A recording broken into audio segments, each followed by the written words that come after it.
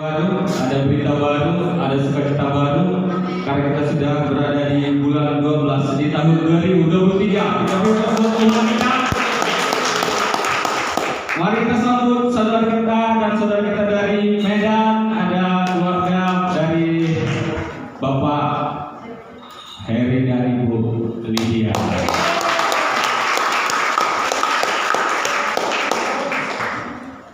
Dan mari kita beri semangat, salam samping dari kita, mari kita ucapkan selamat hari Natal untuk semuanya.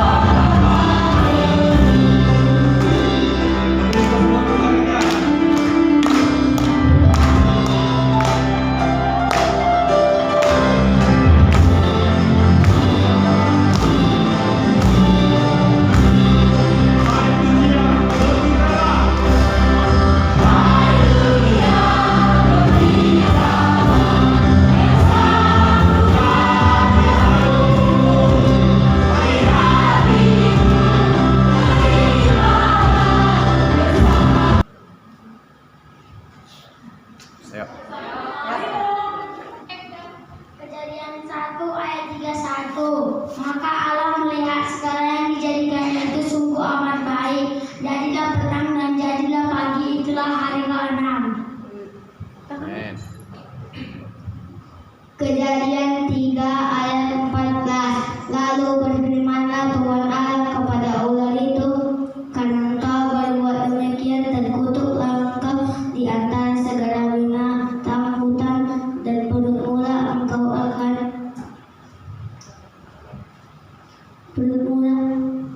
akan mendarat, dan debu tanahlah yang akan kau makan seumur hidupmu. Amin.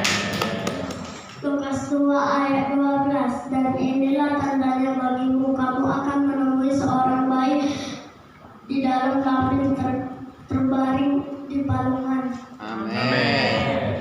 Matius 4 ayat 17. Sejak waktu itulah Yesus memberitakan, bertobatlah sebab kerajaan surga sudah dekat. Amin. Amsal 1 ayat 7. Takut akan Tuhan adalah permulaan pengetahuan, tetapi orang bodoh menghina hikmat dan didikan. Amin. Efesus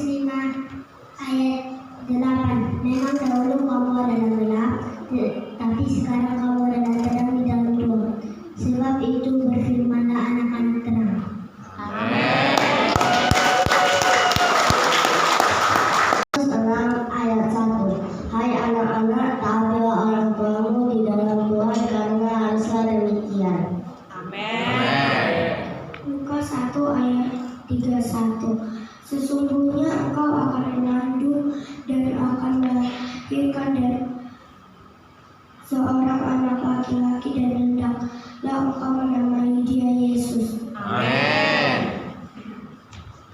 Kasih itu sabar. Amin. Kasih itu murah hati. Amin. Yohanes 14 ayat 6 kata Yesus kepadanya, Akulah jalan kebenaran dan hidup. Tidak ada seorang pun yang datang kepada Bapa kalau tidak melalui aku. Amin. Markus 1 ayat 1. Inilah permulaan Injil tentang Yesus Kristus Anak Allah. Matius 6 ayat 33. Tetapi carilah dahulu kerajaan Allah dan kebenarannya, maka semua itu akan ditambahkan kepadamu. Amin. Mazmur 25 ayat 5. Bawalah aku berjalan dalam kebenaran-Mu dan ajarlah aku, sebab Engkaulah Allah yang menyelamatkan aku, Engkau yang menanti-nantikan sepanjang hari. Amin.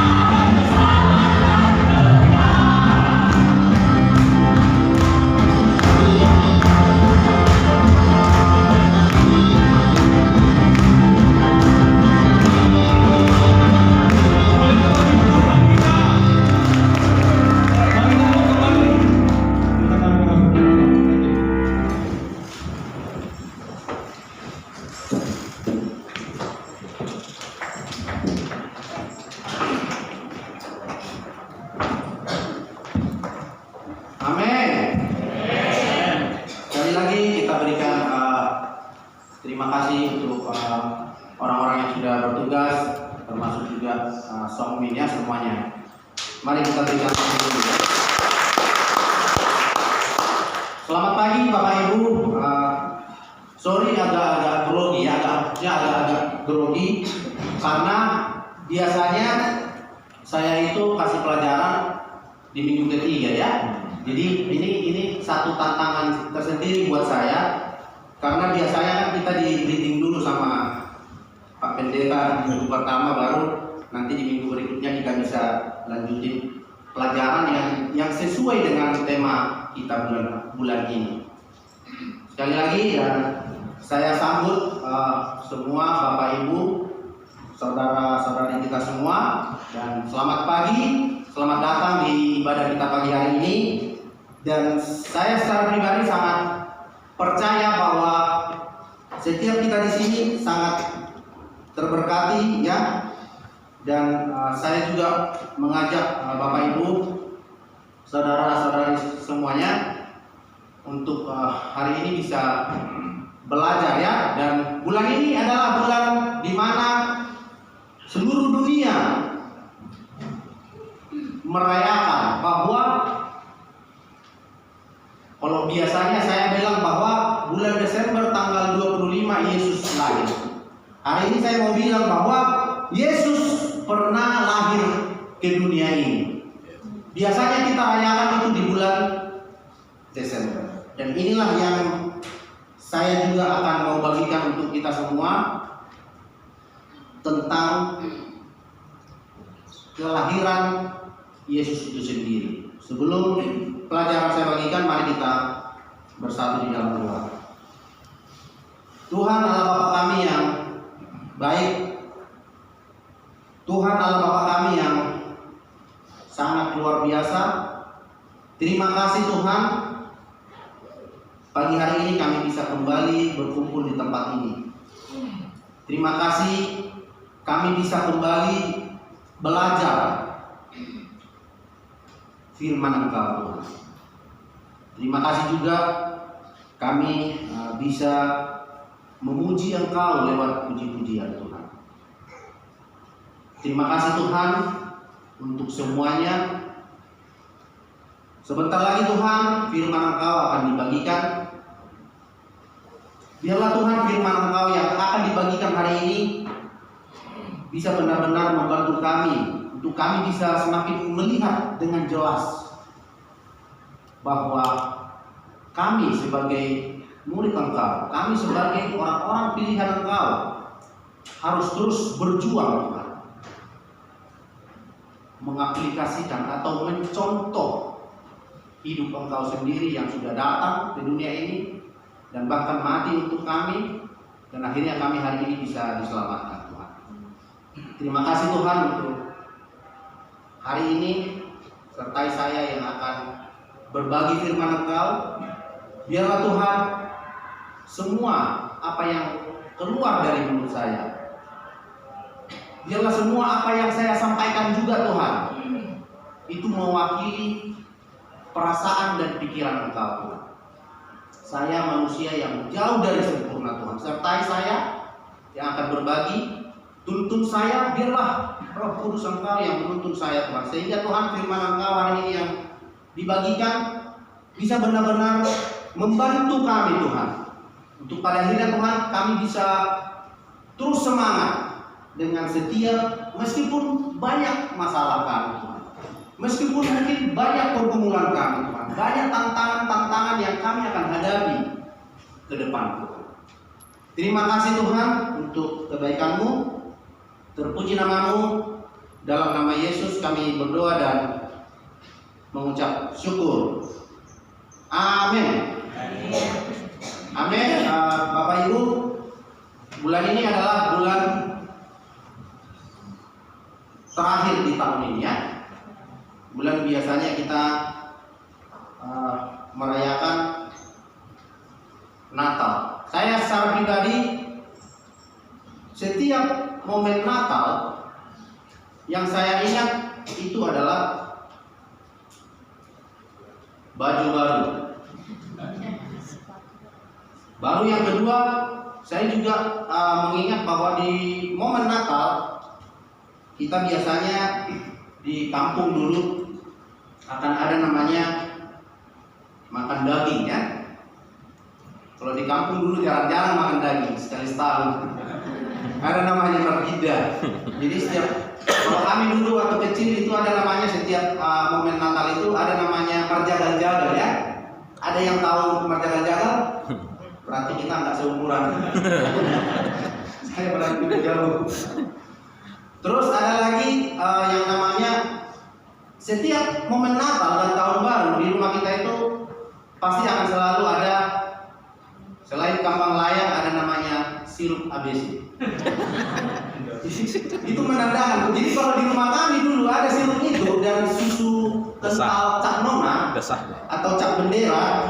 Oh ini udah mau Natal ini. Itu dulu yang saya ingat. Nah hari ini saya akan berbagi bahwa kita akan melihat nanti sejarah Natal itu sendiri ya. Awal orang merayakan Natal itu seperti apa atau dari mana asal usulnya? Mungkin Bapak Ibu, saudara-saudara sekalian mungkin ada bertanya. Saya baca Alkitab tapi saya nggak pernah baca di Alkitab bahwa Yesus lahir tanggal 25 Desember. Nanti di sini saya akan bagikan. Bulan ini adalah bulan kalau kita ingat di awal tahun ya, tema kita bahkan selama setahun ini kita punya tema Love More and More. di mana kita diajarkan supaya kita punya kasih yang senantiasa terus semakin melimpah. Meskipun sulit, meskipun susah, kita diajar, dibantu untuk kita terus punya kasih, untuk terus punya kasih yang semakin melimpah. More and more, tidak berkesudahan. Dan saya percaya dan yakin bahwa setiap kita di sini sudah banyak bertumbuh di dalam kasih itu sendiri, bahkan di dalam hal-hal yang lain. Dan di bulan ini, bulan terakhir di tahun ini, tema kita more and more, lagi dan lagi. Dan ketika kita sudah merasa bertumbuh di dalam satu hal, Tuhan Yesus atau lewat surat Paulus yang kita bulan ini akan baca dari surat Tesalonika, Paulus menganjurkan supaya setiap murid jemaat saat itu yang diambil dari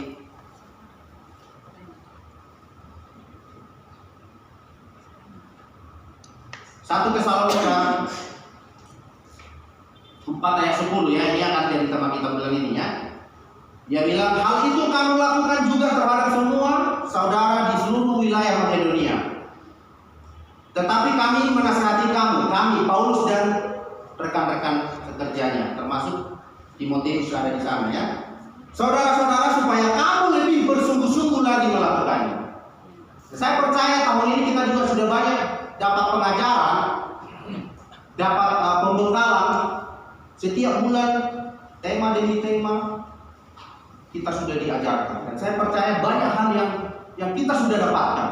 Kita sudah mungkin bertumbuh secara pribadi, secara karakter. Kita mungkin sudah semakin mirip dengan Yesus secara karakternya.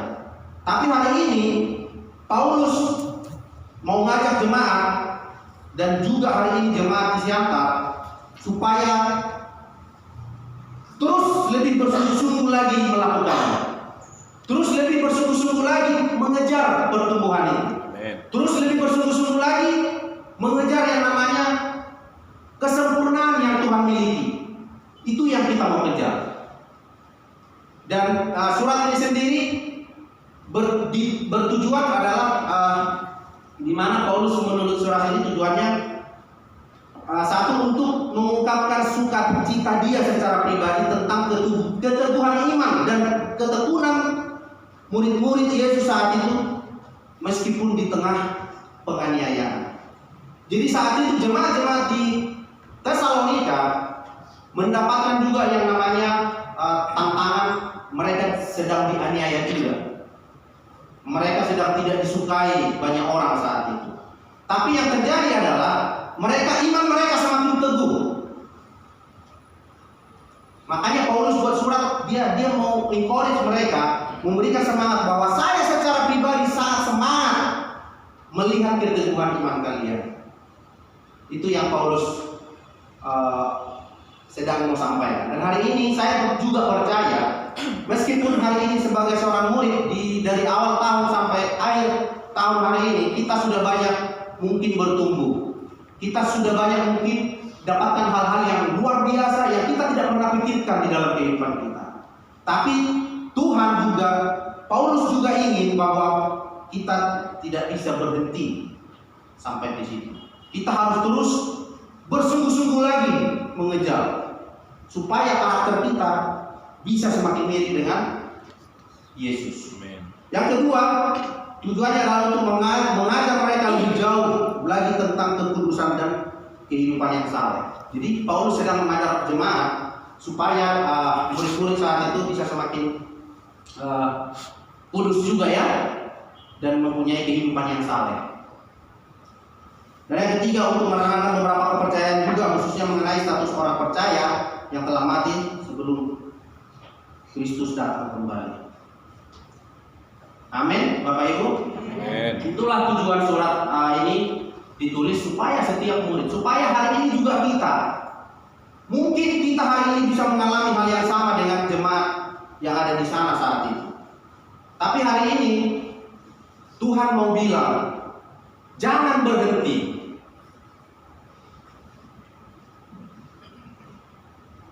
Saudara-saudara, supaya kamu lebih bersungguh-sungguh lagi, more and more. ini adalah bulan di mana kita setiap bulan Desember merayakan Natal. Merayakan bahwa Kristus pernah lahir di dunia ini. Bukan sedang mengajar ini ya, jadi apa itu Natal tanpa Kristus? Karena sering sekali pengalaman saya secara pribadi, tahun demi tahun sebelum saya dulu mengenal kebenaran, tahun demi tahun, setiap tahun saya merayakan Natal, tapi yang terjadi adalah bahwa saya secara pribadi, secara karakter, saya tidak dapat apa-apa. Itu yang terjadi. Dan hari ini saya akan mau berbagi tentang Natal itu sendiri. Dimulai dari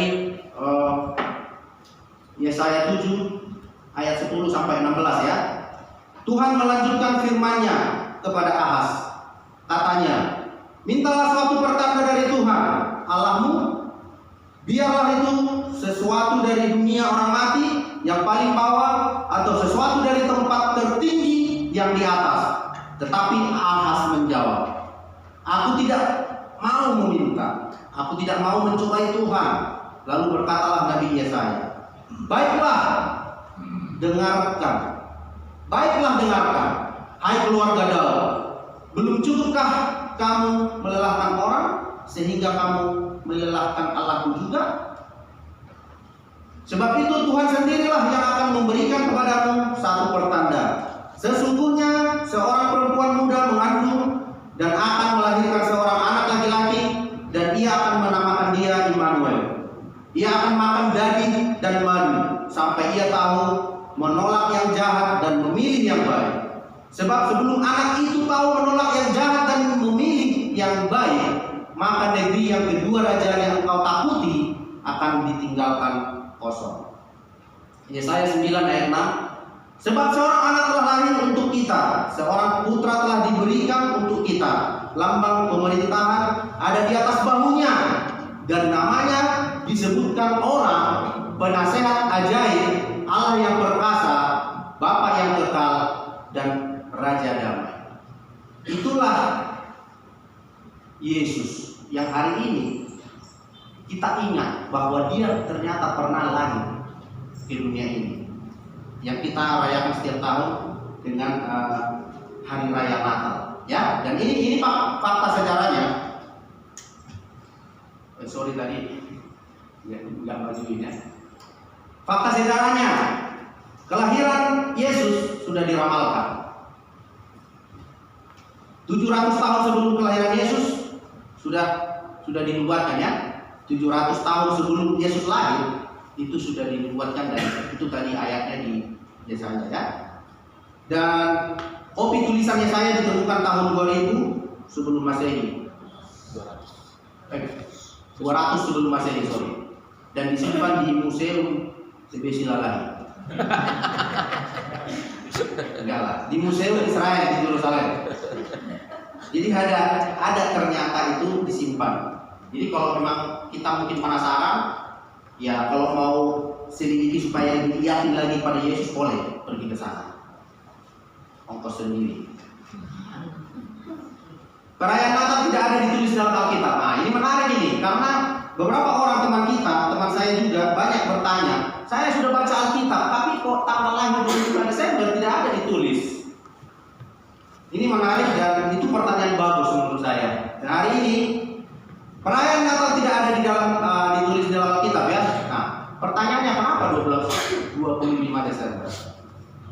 Itu pertanyaannya ya. Mungkin beberapa orang di sini kita bertanya juga, kenapa 25 Desember? Saya tidak tahu, cari tahu aja sendiri. Biasanya saya bilang, saya tidak peduli dengan itu. Yang saya tahu, yang saya yakini, Yesus pernah lahir.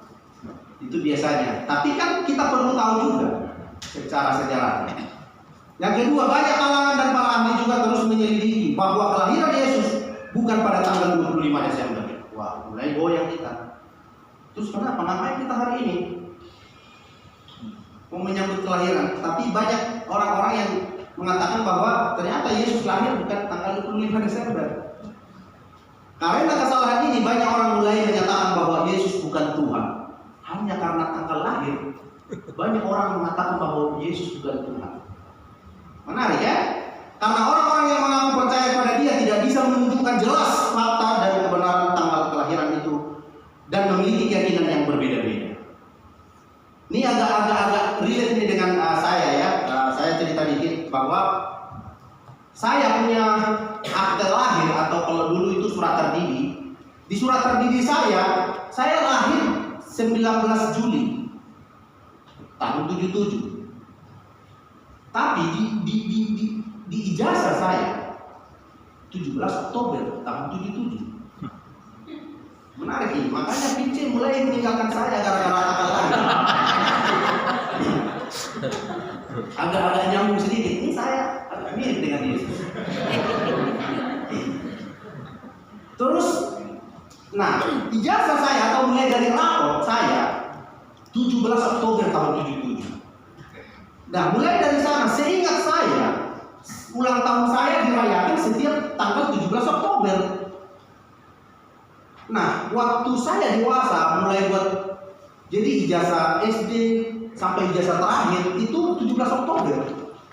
Surat terdiri, surat manual 19 Juli. Makanya ketika ngurus KTP kami harus ngikutin akte. Akhirnya di KTP saya 19 Juli. Ketika urus paspor juga 19 Juli ngikutin KTP dan di kanan. Ngikutin itu jadinya kan. Tapi secara pribadi setiap tahun saya ulang tahun dirayakan 17 Oktober karena udah itu terus dirayakan. Jadi saya pernah tanya sama bapak saya, Pak, mana yang benar sebenarnya ini? Bapak saya juga bingung. Dia ingat lagi dia.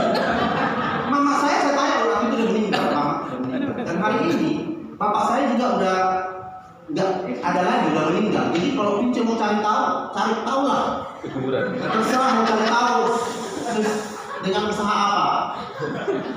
Tapi faktanya itulah fakta yang terjadi. Makanya waktu urus surat pengulangan agak sulit juga sampai harus buat surat pernyataan dari catatan sipil supaya ini akhirnya disamakan. Jadi di ijazah rapot 17 Oktober di catatan penegaraan 19 Juni. Tapi sampai hari ini saya merayakan ulang tahun 17 Oktober karena udah itu terus.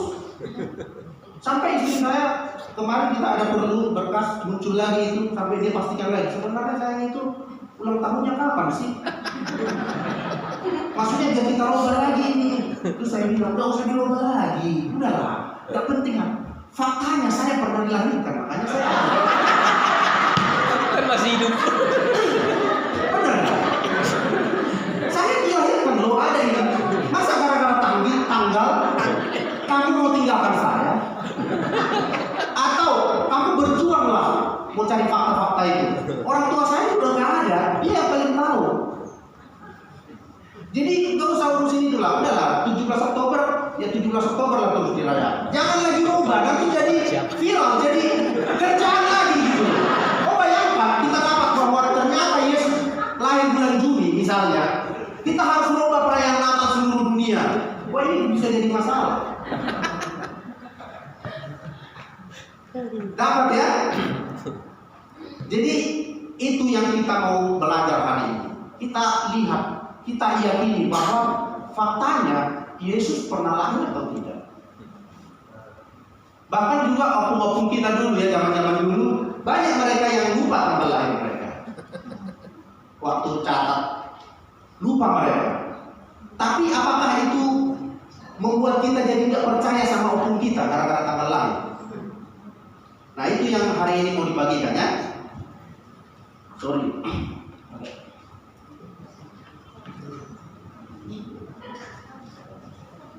Jadi jangan nanti lagi gara-gara kesalahan tanggal lahir di sini nanti saling meninggalkan satu sama lain. Sama seperti orang saat itu, gara-gara orang-orang yang percaya dengan Yesus saat itu tidak bisa membuktikan tanggal lahir Yesus, banyak akhirnya orang meninggalkan. Dia bilang banyak mulai menyalahkan bahwa Yesus bukan Tuhan.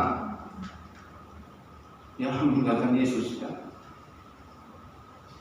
Selanjutnya, Kristus diyakini lahir di Bethlehem sekitar tahun 7 sampai 5 sebelum Masehi.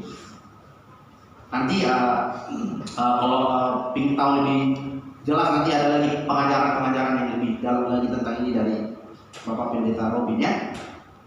Dan Tuhan menempatkan dirinya saat kelahiran kepada orang-orang fasik, sekaligus mempermalukan umat pilihannya saat itu. Dan sangat diyakini mungkin mereka adalah astrolog-astrolog.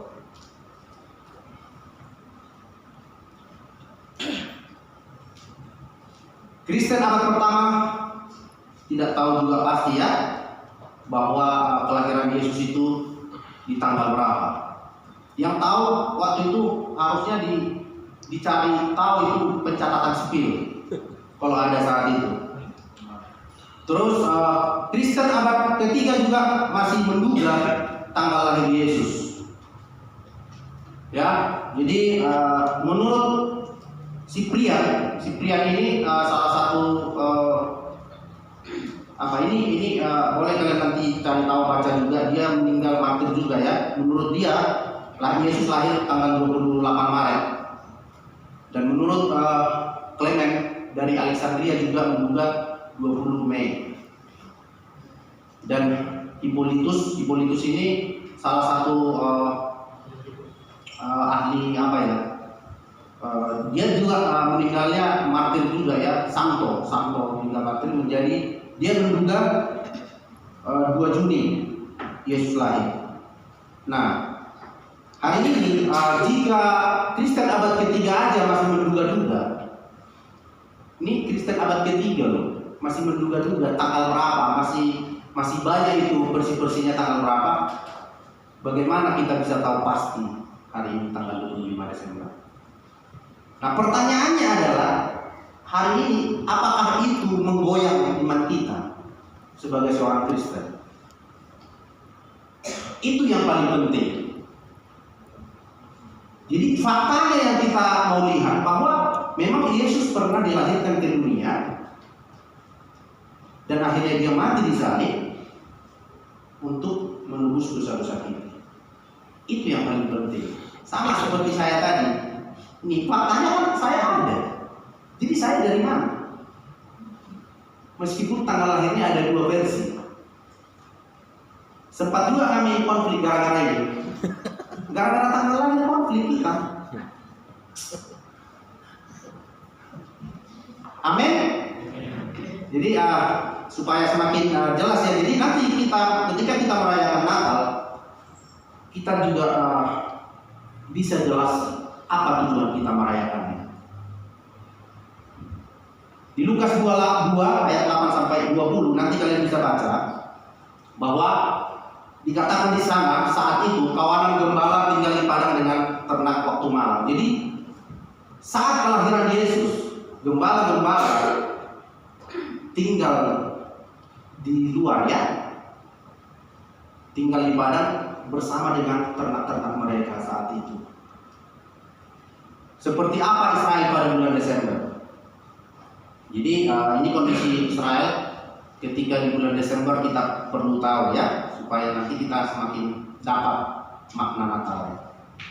Di Esra 10 ayat 9 ini juga kita baru baca bulan lalu. Ini adalah cerita di mana bangsa Israel bersama Nehemia membangun bait Allah ya. Demikian firman Tuhan. Lalu berhimpunlah semua orang laki-laki Yehuda dan Benyamin di Yerusalem dalam 3 hari itu, yakni dalam bulan ke-9 ya, pada tanggal 20 bulan itu. Seluruh rakyat duduk di halaman rumah Allah sampai menggigil karena perkara itu dan karena hujan. Jadi saat itu orang-orang menggigil. Kenapa menggigil? Karena kedinginan pasti. Ya. Tetapi orang-orang ini besar jumlahnya dan sekarang musim hujan, sehingga orang-orang tidak sanggup lagi berdiri di luar. Lagi pula pekerjaan itu bukan perkara sehari 2 hari, karena dalam hal itu kami telah banyak melakukan pelanggaran. Jadi saat pembangunan bait Allah, yaitu ketika musim dingin ya. Nah, apa fakta yang terjadi? Musim dingin dimulai Sebelum musim dingin dimulai, berarti dimulai dengan musim hujan. Ya. Terus dilanjutkan sampai ke bulan Oktober. Ini tadi bulan 9 ya. Jadi bulan Oktober sebagai musim salju. Setelah musim hujan, muncullah musim dingin, yaitu ada saljunya juga ya. Jadi para gembala tidak akan dijumpai di luar, apalagi pada malam hari saat itu. Jadi secara logikanya, ketika musim hujan atau musim dingin, mungkin enggak gembala-gembala ada di luar pada malam hari, karena itu kan cukup dingin. Bahkan dia katakan di dalam firman, mereka sampai menggigil saking kedinginannya. Nah, karena itu tidak mungkin Yesus lahir setelah bulan Oktober. Ya, itu fakta yang terjadi. Mungkin kita berpikir, jadi gimana kita ini? Tidak masalah, merayakan aja. Yang penting kita yakin bahwa Yesus pernah lahir itu. Nah, sejarah Romawi menetapkan tanggal 25 Desember sebagai kelahiran dewa matahari. Nah, ternyata menurut sejarah Romawi bahwa penetapan tanggal 25 Desember sebagai kelahiran dewa saat itu ya, dewa matahari atau Sol Invictus, matahari yang tidak terlihat.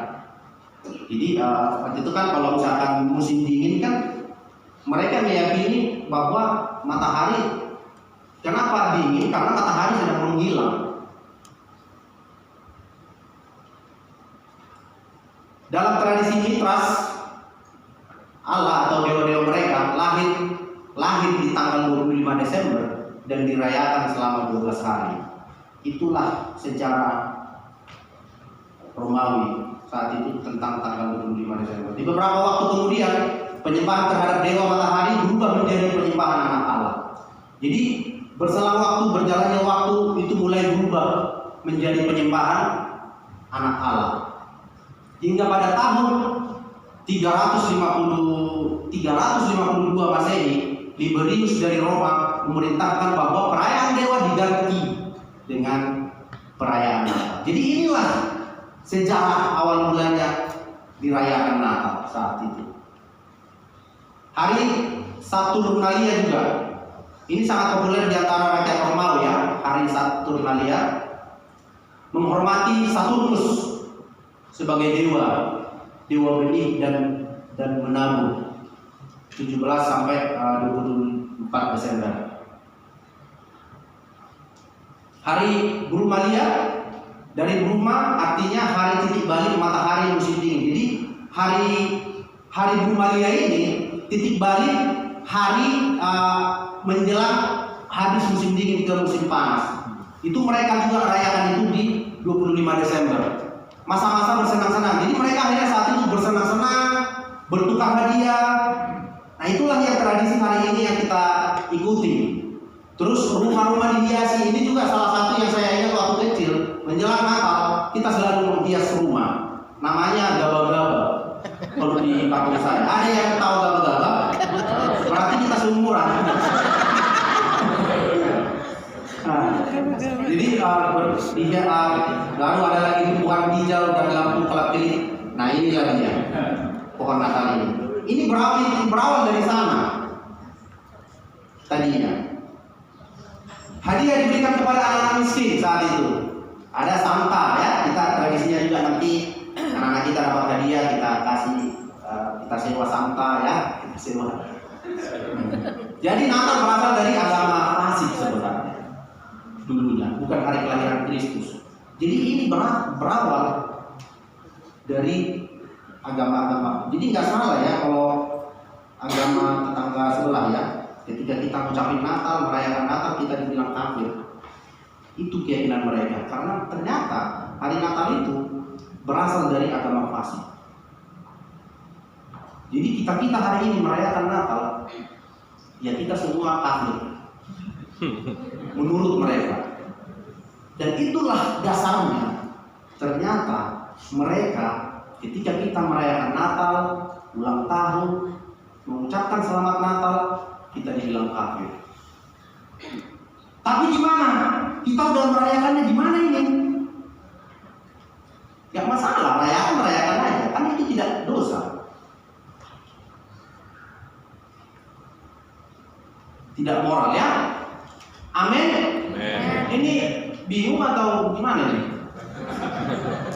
Terharu. Dapat ya? Amin. Sekali lagi amin. Nah, secara Jerman, rakyat Jerman juga ada hari raya namanya titik balik matahari musim dingin atau Yule. Idenya begini, dewa matahari sedang sekarat. Jadi waktu musim dingin itu, jadi mereka berkeyakinan bahwa dewa matahari sedang sekarat saat itu, makanya jadi dingin. Mungkin itu keyakinan mereka, dan ada hal tertentu yang harus dilakukan orang untuk bantu jalannya dan mempercepat kesembuhan dunia dari kelembanan musim dingin. Jadi mereka meyakini bahwa matahari sedang lemban, sedang sekarat. Dewa mereka. Sewaktu hari diperpanjang sampai 25 Desember ada sukacita dan pesta. Akhirnya mereka saat itu mulailah berpesta, ada perayaan. Ribuan tahun sejarah Jerman turut juga menyumbangkan adat Natal atau kebiasaan ini tersebar sampai ke Eropa Pusat dan Inggris Raya, bahkan termasuk hari ini di Indonesia. Hari ini kita sedang merayakan bahwa Yesus pernah ada lahir di dunia. Inilah yang kita ikuti sejarahnya. Jadi berawal dari sini. Tapi apakah kita harus cari tahu, berjuang mencari tahu lagi bahwa tanggal berapa sih sebenarnya Yesus itu lahir? Penting nggak itu? Penting. Tapi perlu nggak kita rubah perayaannya ini? Sama seperti saya tadi. Oke, istri saya pergilah ke Samosir, menyelidiki opung saya, tanya sebenarnya Guntur itu lahir tanggal berapa sebenarnya? Perlu nggak? Perlu. Tapi apakah harus diubah lagi perayaan ulang tahun saya? Kalau menurut saya nggak penting, untuk apa? Emang membuatmu berdosa? Itu justru membuat dunia bisa kacau. Benar nggak? Nah itu ya. Jadi hari ini kita bisa mencari tahu supaya kita makin yakin boleh. Tapi itu mengubahkan hidup kita. Seandainya kamu berjuanglah mencari tahu itu, dapatlah kamu, semangatlah kamu pulang. Itu mengubahkan hidupmu enggak? Nah hari ini kita merayakan Natal, mengingat bahwa Yesus pernah meninggalkan legasi untuk orang-orang dunia, supaya kita mencontoh karakternya. Karakter kita bisa semakin mirip dengan Yesus. Itu yang paling penting. Jadi ketika merayakan Natal, kita rayakanlah dengan sukacita, tidak apa-apa. Kita perform anak-anak tadi liturgi. Tapi yang paling penting adalah ketika kita merayakan Natal, apa fokus kita? Ada juga Santa Claus ya. Dia bilang sebutan lain dari Santa Nicholas, bishop dari Mirat di Turki. Dia ada tempat, dia terkenal sangat dermawan terhadap orang miskin. Perlengkapannya ada jubah merah, ada tandur rusa, dan tinggal di kutub utara ya. Diambil dari campuran legenda fasik dengan tradisi tentang Santa. Jadi legenda fasik, kembali lagi di sini, legenda fasik berawal dari situ sebenarnya. Kesimpulannya, Natal 25 Desember pada intinya 100% tradisi fasik dan sifatnya non-Kristen.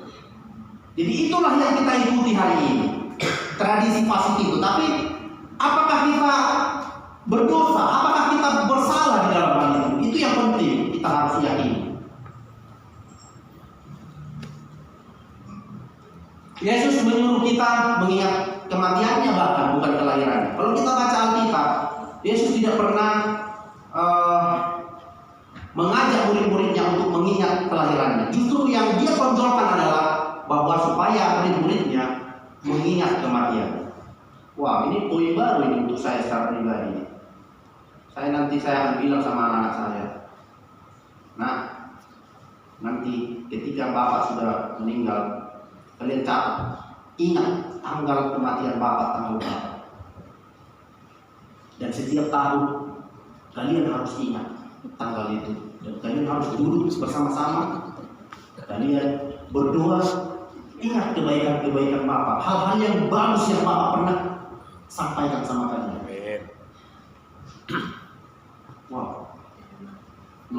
ya. Selama Yesus diam di bumi, bahkan tidak ada tulisan di Alkitab bahwa dia bersama dengan saudara jasmaninya atau dengan murid-muridnya merayakan kelahirannya. Mungkin ada berpikir, oh berarti aku salah dong merayakan. Enggak. Ya rayakan aja. Ya cuma ketika misalnya ulang tahun tidak dirayakan, nggak usah nggak usah kecewa. Tapi boleh nggak merayakannya? Boleh lah. Tapi memang tidak ada ruginya memperingati hari kelahiran. Tapi Yesus sangat tonjolkan bahwa kamu harus ingat. Jadi sangat nyambung dengan ayat yang ada di dalam begininya. Lebih baik pergi ke tempat duka daripada ke pesta. Karena kenapa? Kalau hari kelahiran itu biasanya kan identik dengan pesta ya. Tapi kalau hari kematian kita berduka, kita ingat. Mungkin ada di sana juga rasa-rasa takut mati ya. Jadi kita jadi bersedih. Akhirnya kita jadi teringat, wah, saya harus bertobat ini. Waktu ulang tahun kita nggak pernah ingat itu. Yang kita ingat kan sukacita. Kita di sharing hal-hal yang positif ke kita itu bagus ya, membuat kita semakin terencourage. Tapi biasanya kita jadi lupa. Jadi terbang kita di awal. Ya, amin. Kita bisa menikmati musim Natal dengan cara dan keyakinan yang lebih benar hari ini. Hari ini kita merayakan Natal, oke, ayo semangat. Semangat aja, perform semangat. Tapi lebih daripada itu adalah kita harus mempunyai keyakinan kita semakin bertumbuh tentang Yesus itu sendiri. Tentang karakter Yesus itu yang lebih kita harus serius bahwa saya harus benar-benar mencontoh, menduplikat karakter Yesus hari demi hari. Bahkan mungkin Natal, setiap tahun kita merayakan Natal, tapi pertanyaannya adalah setiap tahun kita semakin mirip dengan Yesus enggak? Saya juga ingat setiap Natal kadang-kadang waktu dulu sebelum tahu kebenaran, jauh-jauh hari kita udah persiapkan. Bahkan nanti di sana kita jadi berantem, mempersiapkan Natal ini kita berantem, karakter kita nggak bertumbuh, kita nggak semakin mengampuni, kita nggak semakin lembut, kita nggak semakin bisa menerima kekurangan orang. Setiap Natal, hari demi hari, tahun demi tahun kita rayakan Natal, tapi karakter kita semakin mirip dengan Yesus. Itu yang paling penting. Setiap Natal kamu menjadi orang yang seperti apa hari ini? Oh, gampang kena ya. Amin. Tapi Natal berikutnya ada nggak pertumbuhan secara karakter? Natal berikutnya ada nggak hal yang berbeda? Itu yang lebih penting. Amin. Perayaan kelahiran Yesus hanya karena tradisi hari ini? Nah, hari ini kita merayakan mengingat bahwa Yesus pernah lahir. Apakah itu hanya karena tradisi aja? Habis acara Natal kita menjadi orang yang sama? Atau kesempatan kita untuk mengevaluasi diri kita? Harusnya ini. Setiap acara Natal, saya bersyukur di dalam Tuhan dari murid sudah berapa tahun, hari demi hari karakter saya ditumbuhkan. Banyak hal yang saya ditumbuhkan, banyak hal yang saya belajar. Dan akhirnya saya menjadi orang yang semakin mirip dengan Yesus. Dan motivasi untuk bersyukurkah hari ini kita rayakan Natal? Atau dengan motivasi mau memperbaiki kerohanian kita? Atau fokusnya kita itu mau memperbaiki penampilan kita aja kan? Di tahun baru atau Natal tahun ini saya mau buat gaya begini. Salah enggak? Tidak salah. Ya apa-apa, bagus dong, kita makin ganteng, makin cantik, bagus. Tapi karakter kita, kerohanian kita, ada nggak kita perbaiki? Berusahakah kita memperbaiki karakter kita? Ketika kita merayakan Natal, kita lagi berjuang untuk, hari ini saya mau ajak Bapak Ibu, saudara-saudara sekalian, kita harus lebih berjuang untuk mencontoh karakter Yesus. bukan berjuang mencari tahu tanggal berapa lahir Yesus. Meskipun itu tidak salah.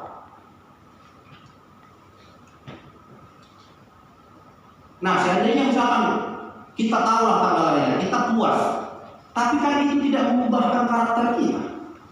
Yang mengubahkan karakter kita adalah kita mencontoh Yesus.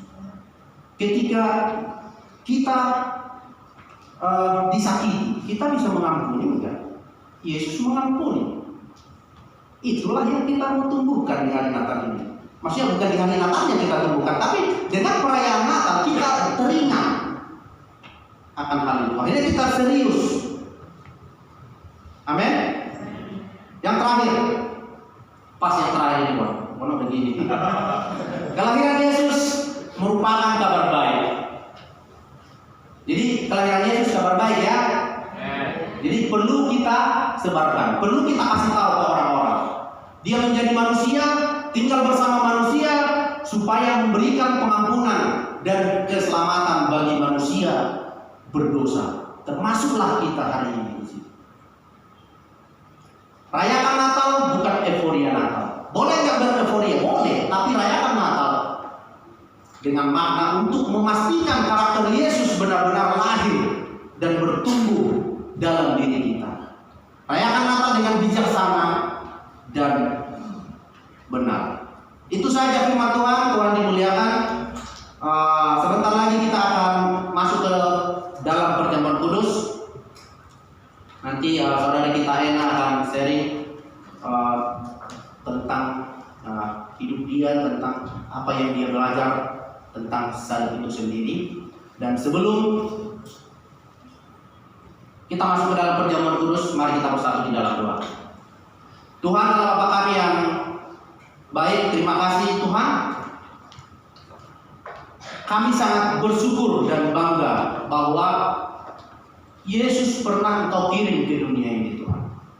Meskipun secara fisik kami tidak pernah melihat, tapi saya secara pribadi sangat percaya bahwa Yesus pernah lahir di dunia ini. Dan hari ini, bulan ini, dunia merayakan, dunia mengingat bahwa Yesus pernah lahir ke dunia ini Tuhan. Bantu Tuhan untuk hati kami, untuk kami ketika mengingat kelahiran Engkau, ketika kami merayakan Natal Tuhan. Bantu untuk kami terus mencontoh karakter Engkau. Bantu kami berjuang dan berusaha terus mengandalkan Engkau Tuhan. Tuhan, kami berdoa supaya Tuhan membantu kami, menolong kami, memberikan kekuatan, memberikan hikmat untuk pada akhirnya kami bisa menjadi murid Engkau yang akan setia sampai akhir kami Tuhan panggil. Terima kasih Tuhan. Sebentar lagi kami juga akan mengingat bahwa Engkau juga pernah mati untuk kami. Bantu kami Tuhan, dengan kematian Engkau kami bisa semakin mudah hidup benar setiap hari di dalam kehidupan kami Tuhan. Terima kasih Tuhan, terpuji nama-Mu. Dalam nama Yesus kami berdoa dan mengucap syukur. Amin.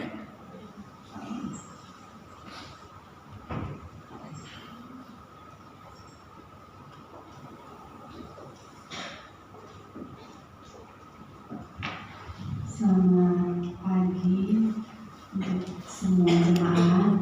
Selamat hari Minggu untuk kita semua. Perkenalkan, nama saya Enaria Rumawan Purba.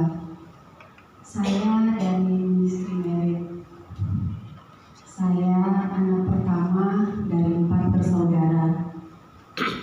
Awal saya belajar firman beberapa bulan yang lalu, dan sampai mengambil keputusan untuk menjadi seorang murid adalah sesuatu yang sebenarnya tidak begitu sulit untuk saya lakukan.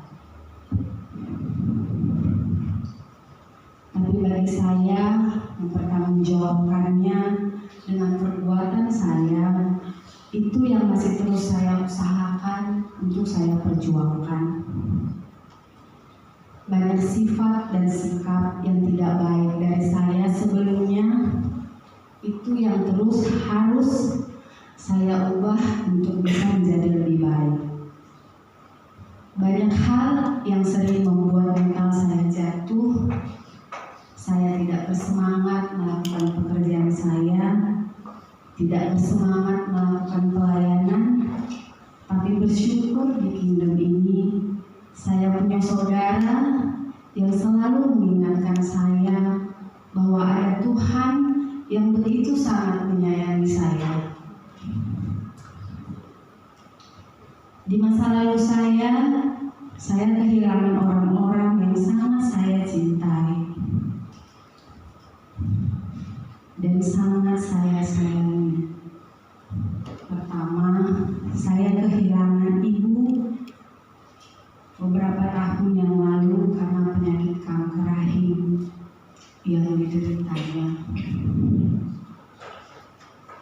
Saya masih ingat saat itu dokter pertama sekali menyatakan ibu saya menderita penyakit itu, hati saya begitu sangat hancur. Saya mengingat bapak, adik-adik saya pasti begitu juga sangat masih membutuhkan sosok ibu. Andai saja saya bisa gantikan ibu saya saat itu untuk menerima penyakit itu, saya mau. Itu yang ada di pikiran saya saat itu. Ibu kami meninggal, saya kehilangan satu teman saya, teman baik saya, sahabat saya.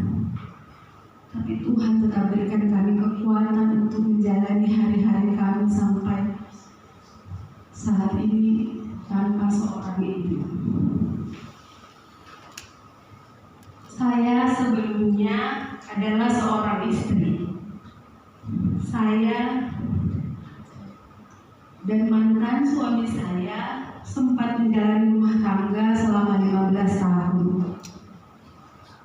Dan Tuhan belum menitipkan keturunan dalam perjalanan rumah tangga kami.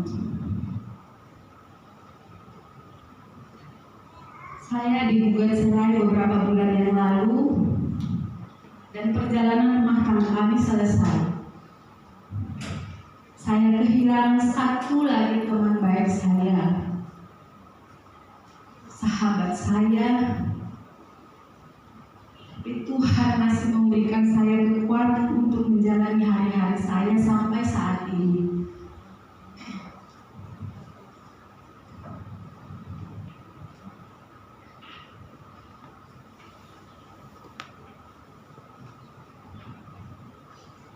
Saat saya merasa kehilangan, Tuhan tetap berikan saya kekuatan untuk menjalaninya.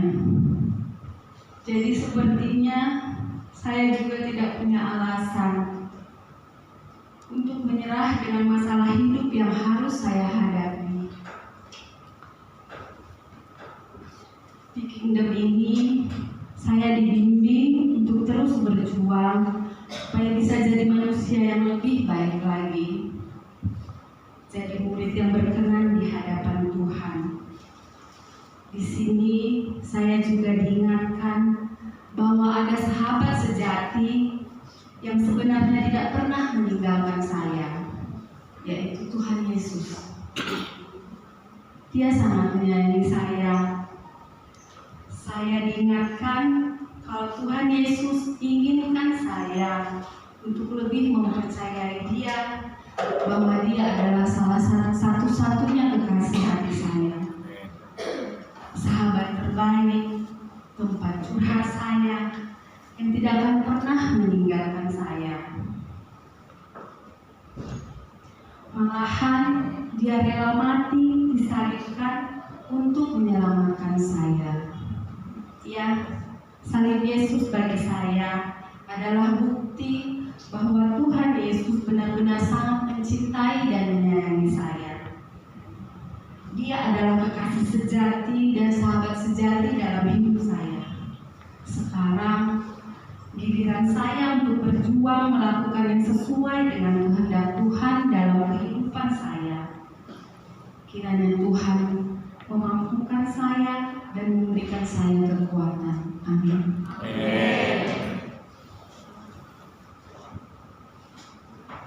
Mari Bapak Ibu kita angkat roti kita.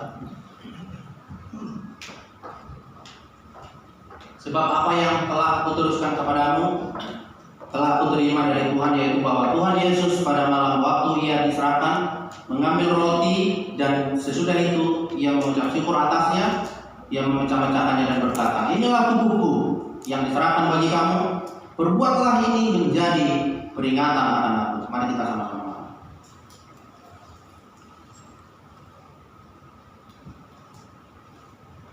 Mari kita angkat anggur. Demikian juga ia mengambil cawan sesudah makan lalu berkata, cawan ini adalah perjanjian baru yang dimateraikan oleh darahku. Perbuatlah ini setiap kali kamu meminumnya menjadi peringatan akan aku. Mari kita sama-sama minum. Sebab setiap kali kamu makan roti ini dan minum cawan ini, kamu memberitakan kematian Tuhan sampai Dia datang. Mari kita bersatu di dalam doa. Tuhan adalah Bapa kami, kembali kami sangat bersyukur dan sangat bangga mempunyai Tuhan seperti Engkau. Terima kasih untuk kasih Engkau Tuhan. Terima kasih untuk pengorbanan Engkau. Sekali lagi Tuhan, bantu kami untuk kami terus menjadi orang yang terus berjuang, terus berusaha untuk mencontoh yang Yesus sudah tinggalkan lewat firman Engkau Tuhan. Terima kasih Tuhan untuk tubuh dan darah Engkau. Biarlah Tuhan dengan perjamuan kudus kali ini kami terus bisa menjadi orang yang bersukacita karena Tuhan sudah mengasihi kami. Terima kasih Tuhan, terpuji nama-Mu, dalam nama Yesus kami berdoa dan mengucap syukur. Amin.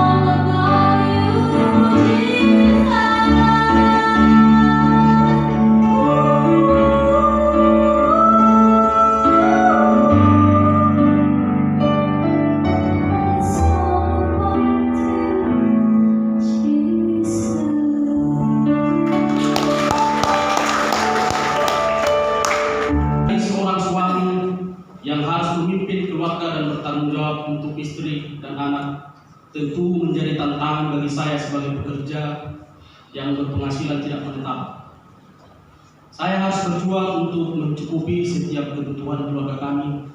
Ada masa up-down, namun satu hal yang selalu menjadi semangat saya setiap kali membaca Mazmur 31 ayat 24. Kuatkanlah dan teguhkanlah hatimu, hai semua orang yang berharap kepada Tuhan.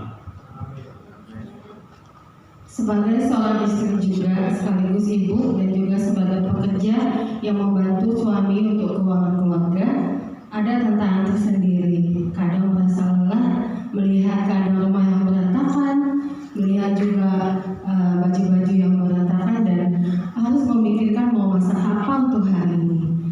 Tapi saya bersyukur Tuhan memberikan kekuatan sehingga saya menjalaninya dengan sukacita. Karena Tuhan berkata di Filipi 4 ayat 4, bersukacitalah senantiasa. Amin.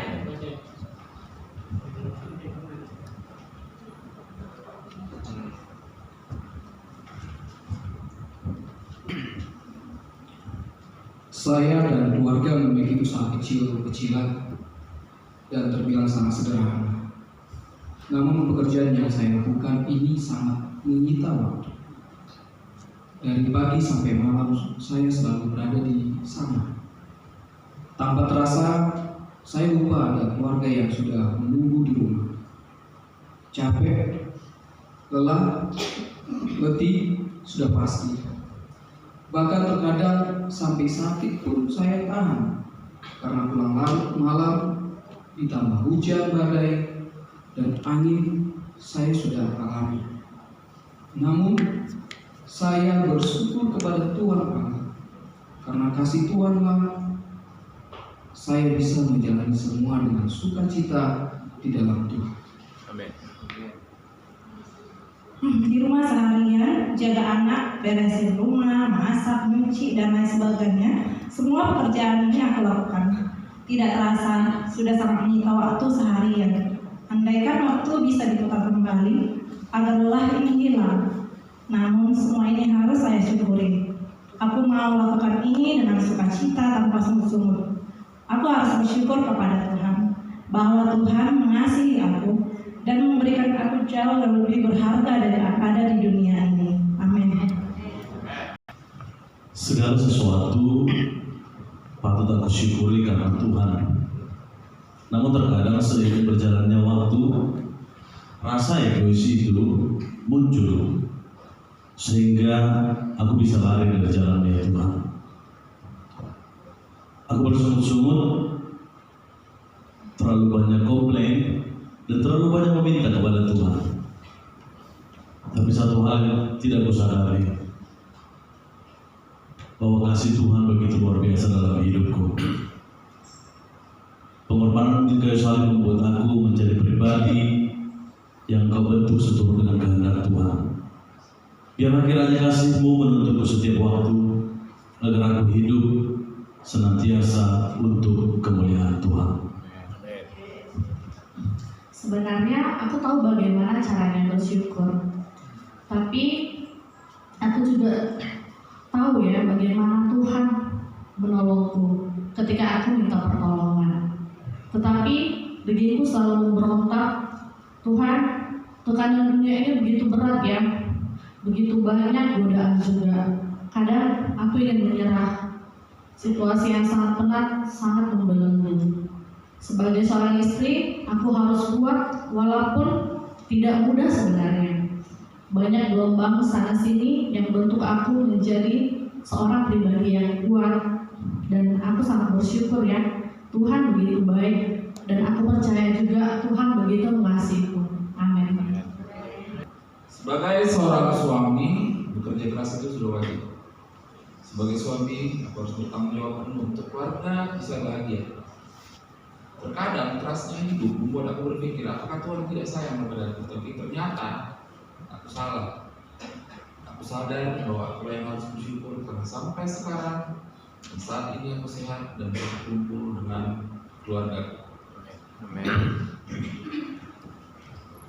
Aku juga bekerja di perusahaan farmasi 8 jam setiap hari, capek dan penat. Aku merasa hidupku datar, tidak berwarna. Pulang kerja sudah lelah, harus mengurus rumah, anak-anak. Rasanya kepala mau pecah. Di waktu aku merenung kapan ini berakhir Tuhan, tapi firman Tuhan kembali menguatkanku. Dia berfirman dalam Kolose 3 ayat 23, apapun juga yang kamu perbuat, perbuatlah dengan segenap hatimu seperti Tuhan dan bukan untuk manusia. Aku ingin menyerah dengan keadaan ini, tapi kasih Tuhan terus dan menerus menyertai aku. Dan yang aku rasakan, dia tidak pernah meninggalkan aku walaupun sedikit pun. Di saat aku sedih, dia selalu menghiburku. Di saat aku lemah, dia selalu memberikan aku kekuatan. Begitu besar kasih Tuhan yang kurasakan, dan aku tidak pernah bisa, dan aku tidak akan pernah menyerah. Dan aku selalu bersyukur dan akan tetap bersyukur. Amin. Amin. Aku sebagai seorang istri yang memiliki 2 anak perempuan yang Tuhan percayakan kepada kami. Aku terkadang khawatir tidak bisa menjaga mereka sepenuh waktu. Melihat kondisi saat ini, banyak peristiwa-peristiwa yang membuat aku sangat proteksi pada anak-anakku. Apalagi papa mereka saat ini bekerja di luar kota, sehingga secara fisik hanya aku sendiri yang mengurus dan memberi perhatian secara langsung kepada mereka. Aku bersyukur Tuhan memberi aku kekuatan menjalani semuanya, dan kami tetap bersyukur dan berserah kepada Tuhan. Amin. Amin. Capek dan lelah.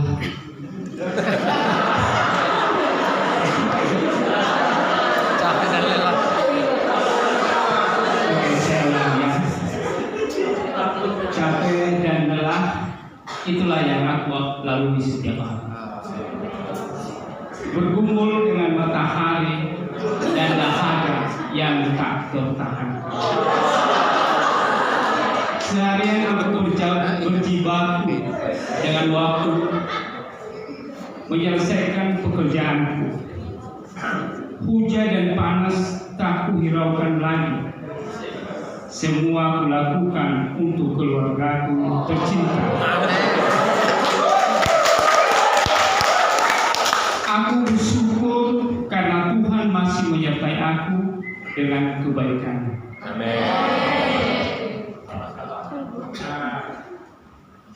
Ya, benar. Benar. Tuhan menyertai kami dengan kasih setianya. Aku sebagai istri berjuang membantu suamiku dalam menghidupi ekonomi keluarga kami. Apapun pekerjaan aku lakukan tanpa harus memilih-milih. Karena semuanya itu untuk Tuhan. Hari ini aku berdiri di sini, itu semua karena Tuhan. Dan hari ini kami bersyukur Tuhan itu baik.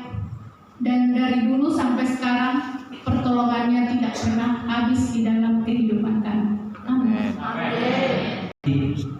Aku disambut mentari seakan berkata, selamat bekerja bro.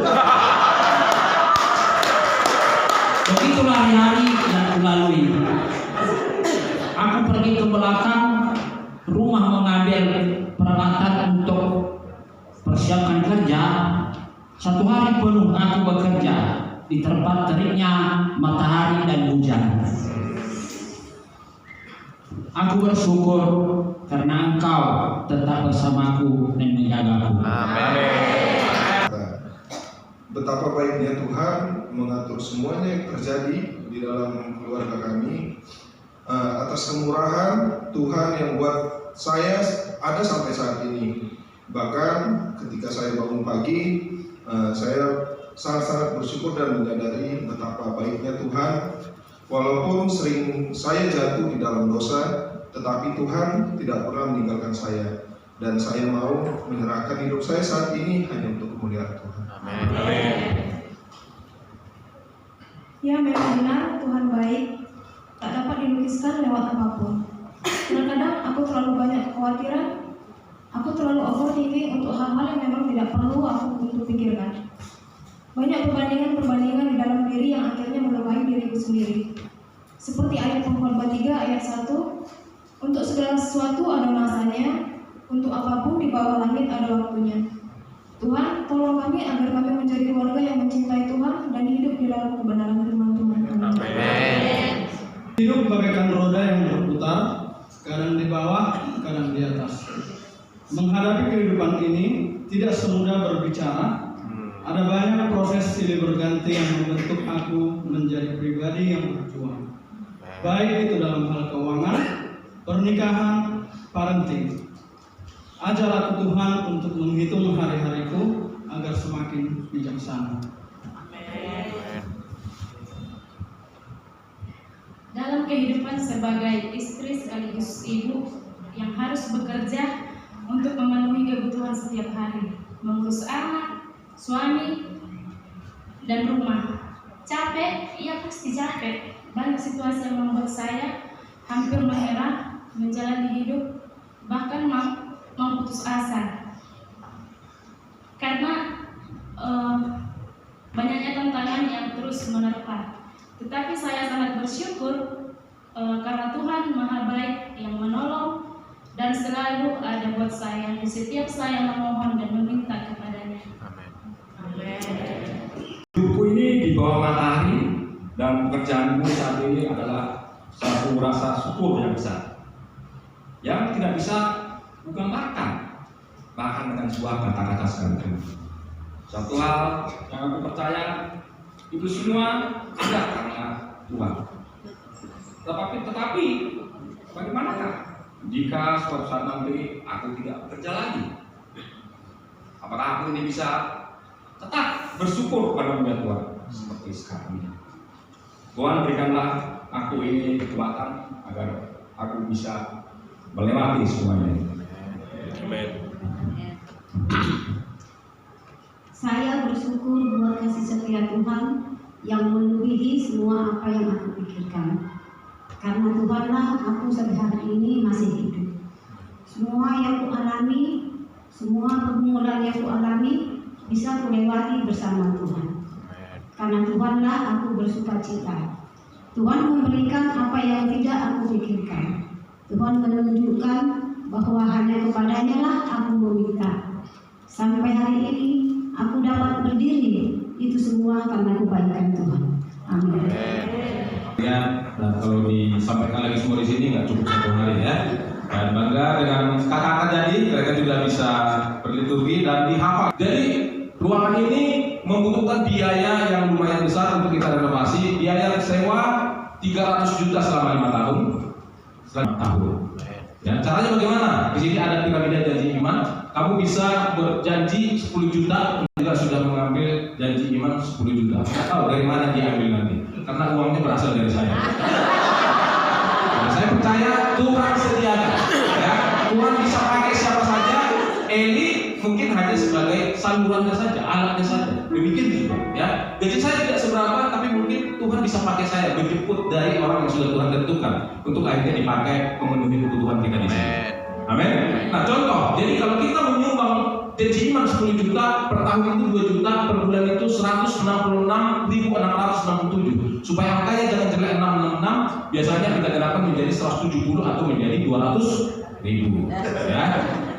Dan per minggunya sekitar 41.667. Karena ada 66 juga di sana kayak enak, kita gerakan menjadi 42.000 atau menjadi 45.000 per minggu. Ya, jadi dalam seminggu itu puasalah nggak makan bakso 2 kali. Amin. Demi apa? Demi bisa memenuhi janji iman yang 10 juta per 5 tahun. Jadi selama 5 tahun kamu puasa makan bakso, semua sel-sel tubuhmu menjadi lebih baik karena sudah mengurangi konsumsi boraks dan biji. Jadi menyumbang kamu sehat dan panjang umur. Ya, daripada makan makanan banyak jajan akhirnya kamu kena penyakit. Oke, jadi nggak apa-apa demi pembangunan gedung gereja kita mulai makan jagung rebus, ya pisang rebus, kopi rebus.